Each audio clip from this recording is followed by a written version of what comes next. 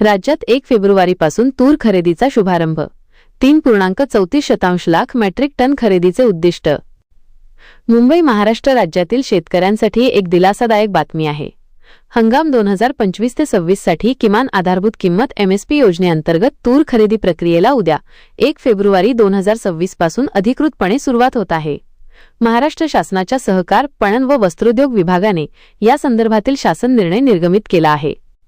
केंद्र सरकारच्या कृषी व शेतकरी कल्याण मंत्रालयाने 25 जानेवारी 2026 रोजी दिलेल्या मान्यतेनुसार चालू हंगामात महाराष्ट्रासाठी 3,34,000 मेट्रिक टन तूर खरेदीचे उद्दिष्ट निश्चित करण्यात आले आहे. खरेदीची महत्त्वाची वैशिष्ट्ये. कालावधी.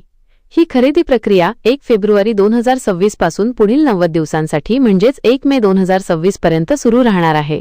प्रक्रिया. केंद्र सरकारच्या मार्गदर्शक सूचनांनुसार ही खरेदी पार पडणार आहे.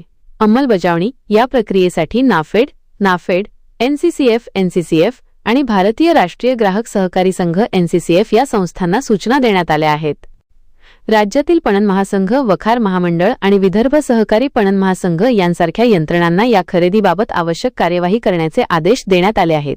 यामुळे खुल्या बाजारात तुरीचे भाव दबावात असताना शेतकऱ्यांना हमी भावाचा आधार मिळणार आहे.